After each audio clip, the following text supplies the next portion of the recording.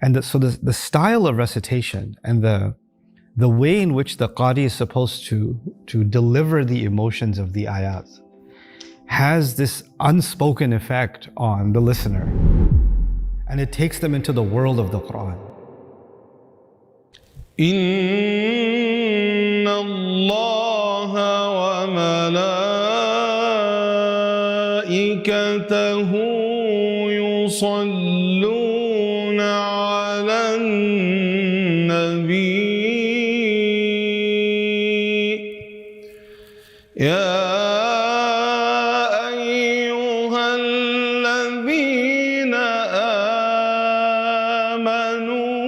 صلوا عليه وسلموا تسليما.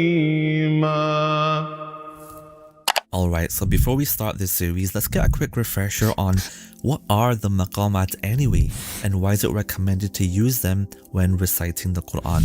Well, here's a refresher from Qari Ibrahim himself from our Maqamat series last year. Maqamat, actually, it's Arabic word and it's plural of maqam. Yeah. And maqamat has two definitions: linguistic maqam and let us say scientific maqam. Right. Linguistically, maqam in Arabic language, maqam means your state, your hal, right, your mood. Yani, what do you feel now? It's like circle. You listen to the tune, then you receive the tune in your mind. Okay. You try to memorize it. Then you feel the tune. Then you express the tune with your voice. That's the maqamat circle. Now, who is Qari Ibrahim Bakeer? Well, he's a scholar and world-renowned Quran reciter who graduated from Al-Azhar University and specializes in the interpretation of the Quran and the maqamat of its recitation, and is one of the world's foremost masters of the science, with an exceptionally rare ijaza in Quran recitation, having a chain of narration that includes just 35 teachers between him and our Prophet Muhammad sallallahu alaihi wasallam through the companion Abu Musa al-Ashari radiyallahu ta'ala an. And fun fact, he's even trained a couple of the imams of Masjid al-Haram in Mecca. He's also the founder of Maqamat Institute, Qari Maker, and has aims to help a new generation master the Quran recitation with excellent tajweed and beautiful vocal melodies. Now, on to episode 1 of this series. الحمد لله رب العالمين الرحمن الرحيم مالك يوم الدين إياك نعبد وإياك نستعين اهدنا الصراط المستقيم صراط الذين أنعمت عليهم غير المغضوب عليهم ولا الضالين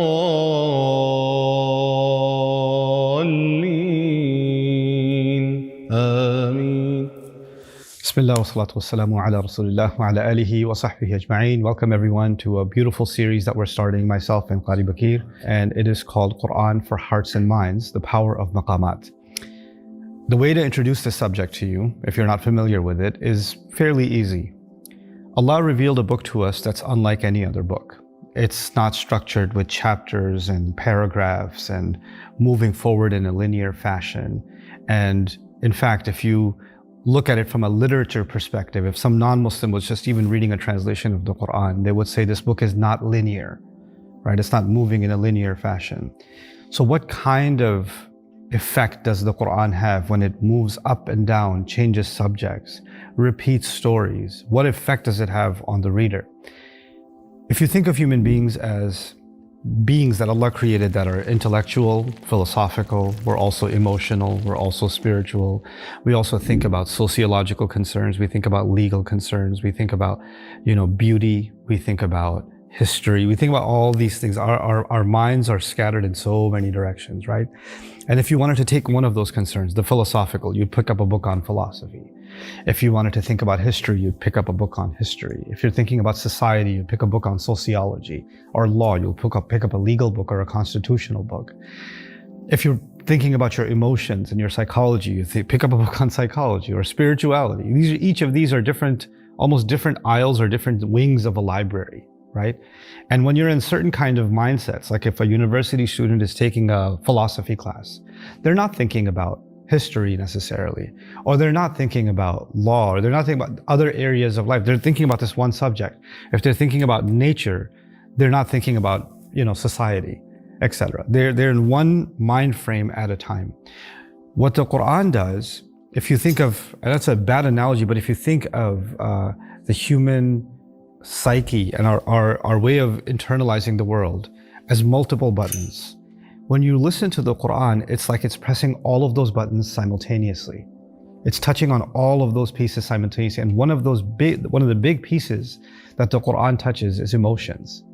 It's actually a very powerful book in terms of what effect it has on your emotions and mine when we listen to it, when we contemplate it. So not only is it a book that I'm supposed to contemplate and ponder and do tadabbur on, that's one side of the dimension, but actually that tadabbur is supposed to have a direct impact on my emotions. Now, the Quran didn't come only for scholars or only for people that are going to spend thousands of hours poring over every ayah and contemplating it, right? The Quran came for every human being. There are people that are working on the farm. There are people that are driving a taxi today, or there are people that are working at a store, or there are people that are cooking food at home. And there's the young, the old. There's people from all walks of life that the Quran came to speak to. And also that includes the scholar. But it's supposed to, because it's a guidance and a message for all of humanity, there had to be a system by which feeling the emotions of the Quran, and as a result, contemplating the Quran with those emotions in mind would become easy. So what Allah gave us is a Quran that when He instructed His Prophet ﷺ, وَرَتِّلِ الْقُرْآنَ تَرْتِيلًا, recite the Quran in slow, rhythmic fashion. Or when the Prophet himself says ﷺ, وَتَغَنَّوْهُ, right? Recite it rhythmically, recite it beautifully. There is a divine music to the Quran. There's a divine essence to the Quran that is captured in the melody of the recitation. And it's not music like musical instruments or concerts or things like that. It's a different experience altogether. One time I was at a gas station when I was just listening to Quran recitation. It was a little bit loud and I was pumping my gas. And the guy comes up to me from the other car. He goes, "What song is that? It's not a song, but what is it? It feels like a song." And I was like, "That's God. That's God's words." And he goes, "Can I get," it stopped him in his tracks, right? You told me a story of even your mom, right? Subhanallah. Can you share that with us? Because it really speaks to this part of the Quran's experience. Because the beauty of the Quran, mashallah, what you said, the beauty of the Quran, that it comes recited. It doesn't come as a book that you have to read only. That's correct, yeah. That's why in the Quran, Allah subhanahu wa ta'ala said, وَرَتِّلْ الْقُرْآنَ تَرْتِيلًا. He does not say, اقرأ القرآن. And that's right. it. Read there is the Quran. اقرأوا القرآن في حديث, and that's good. Right. But if you take the whole thing, there is وَرَتِّلْ الْقُرْآنَ تَرْتِيلًا. There is قرآنا عربيا. Quran, it comes with the قراءة as a reciting. Like an Arabic recital. Yep. That's right, yeah. I have a lot of stories, even with animals, Sheikh. Even with my own cats. If you recite, if you recite the Quran with one tune, you can tell the impression of the animal itself with different even tune. And if you recite with no tunes, nothing gonna change. This is also reminding me one time, because I walk a lot and recite sometimes, and one time I just got tired. I sat at a bench in Denmark and I was just sitting reciting Quran, and these birds just started coming and sitting next to me. And the moment I stopped reciting, they all flew off.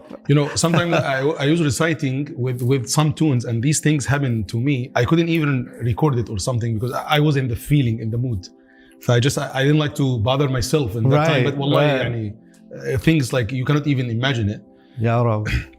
It comes to my mom or even my wife, or a lot of stories that the Quran is the first thing, or the recitation, the beauty of the recitation of the Quran is the first thing who brought them to our subhanallah Islam, or Deen Allah subhanahu wa ta'ala. They go through the beauty of the recitation of the Quran, then they come back to learn what Allah said. But the first link was the recitation of Al-Quran Al-Azim. So I'm remembering that, because I went to business school, and in marketing, they have this funnel concept. They've had it for a long time, for decades. And the funnel concept is, if you want to educate someone, education is a commitment.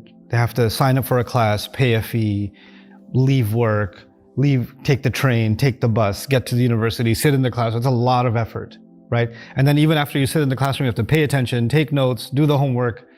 It's just work. So you need motivation. You can't just do all of that without any engine, right?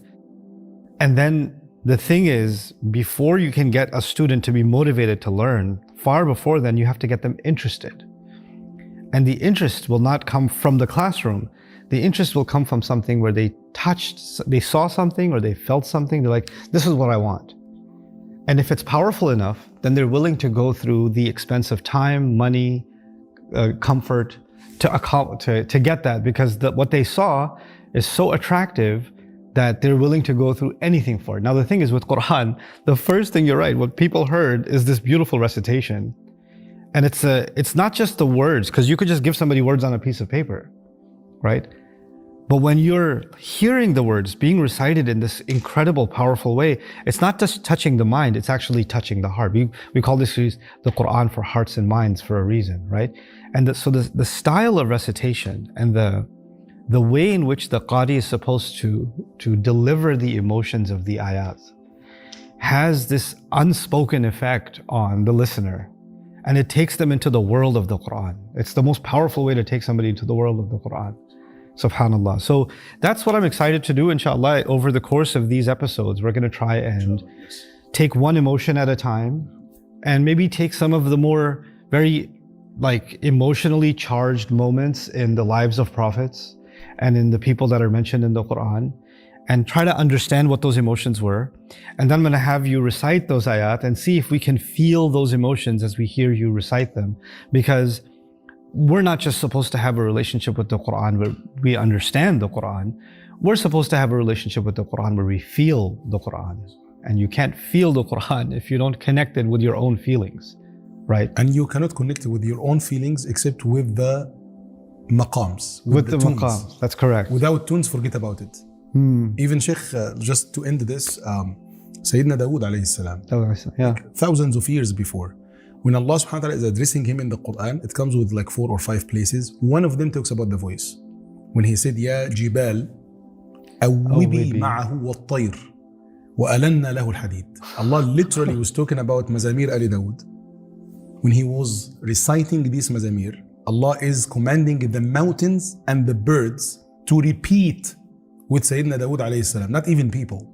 We're talking about the mountains and the birds. Ya Jibalu. That's why the Prophet told Abu Musa al-Ash'ari when he heard his good voice, لَقَدْ أُتِيتَ مِزْمَارًا مِنْ مَزَامِيرِ آلِ دَاوُد. You know, if you think about mountains and birds, right? No. Birds are a soft, frail creature. If you hold it in your hand, you can even kill it.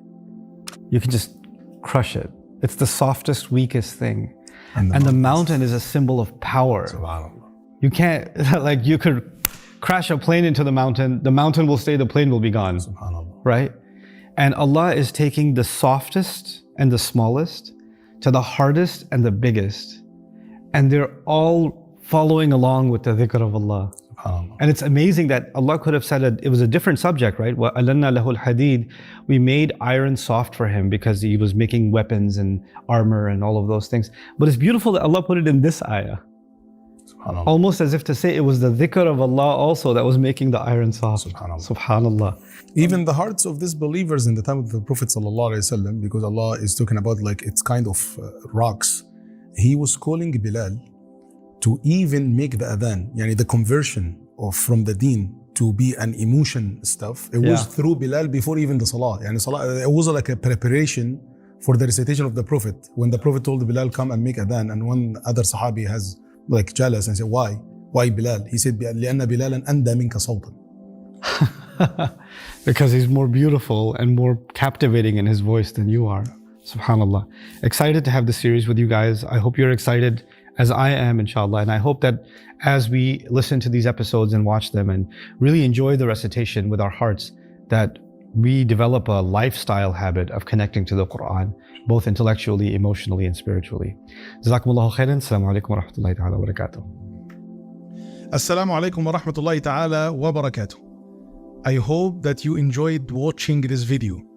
For those who want to learn different methods of recitation, for those who want to improve their voice and bring it to a higher level, for those who want to enjoy and delight both prayers and listeners with their voice, for those who want to practice, inshallah, the whole Maqamat practically one-on-one with me, sign up here.